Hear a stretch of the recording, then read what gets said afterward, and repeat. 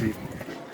Go ahead and Hi. introduce yourself. You're the main brewmaster, you Sure, said? yeah, my name is Amy Oxenham. I'm the brewer at the Brick Vault Brewery and Barbecue in Marathon, Texas. Very good. How long have you guys been open? We've been open coming up on 5 years Oh, now. very good. Yeah, So that's a good amount of time. it's a good run, yeah. So I'm going to ask about Big Bend Brewery because I Yeah. saw they just closed. They closed a few years ago now, and I was a head brewer over at Big Bend Brewing Company as well. Okay. Yeah. So what happened there? Do you know? Do you want to share? Well, okay, so I think it's a hard row to hoe logistically, being so remote out here, and I think that for a mid-sized production brewery, there's a lot of challenges, specifically for living in our rural area that maybe we weren't ready for. Um, so that's kind of the silver lining to being in a smaller brewery now. Did they serve food? They did not, Okay. no. So you think that was part of it? Well, just to kind of give you an idea, their brew house compared to the one that I work on now was 30 times the size of what I work on. So they were aiming to have a full-on production facility, which can be difficult Sure. out here.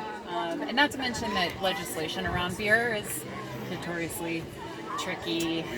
So it's not the most friendly environment, especially for mid-sized rural Sure. breweries. Sure. So I think it's double whammy of. So how do you guys make it through the pandemic? We actually had a couple of gangbusters years, honestly. I guess the silver lining to COVID is, sorry, it's a sticker. If it doesn't bite, sting, or prick, it's probably a rock. So we had a great 2 years, honestly. Brew pubs are now allowed to serve beer The to go. carry out, yeah. That was a silver lining of COVID, is that a lot of alcoholic beverages that usually had been restricted, we were kind of unrestricted in some ways, so that was cool.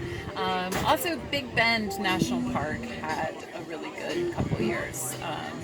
2021 especially, we had a lot of visitors coming out, and I assume, and that's from talking with people too, I think it's because people were really ready to get out but maybe not be around a bunch of people. And Big Bend, of course, is renowned for being so remote, and so Marathon being like the last place to get gas into that side of the national park, that was a boon for us as well.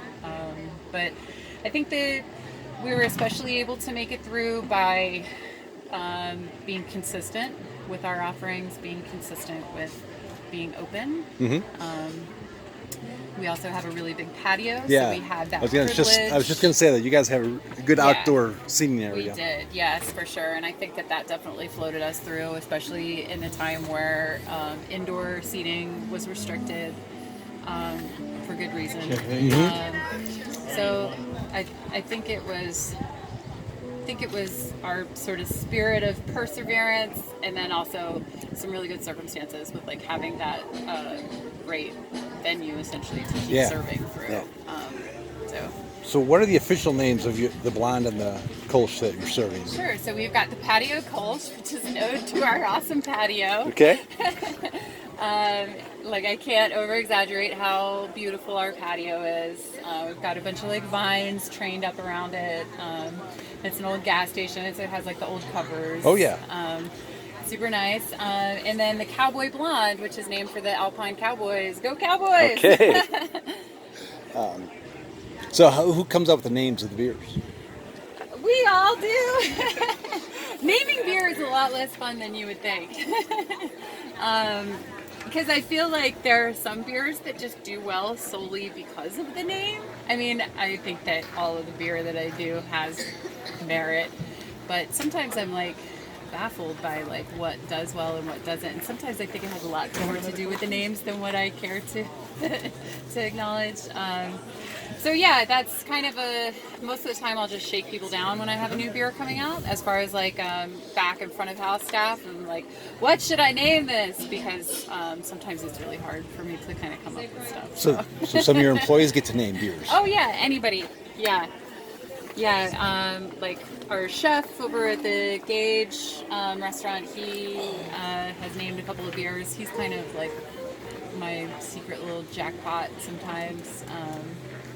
Nikki and I talk all the time about working titles, because we have a whole month or more to think about it. So we'll brew a beer, and if we've never done it before and it doesn't have a name, then we'll kind of have a working name for it while it's going through fermentation, etc.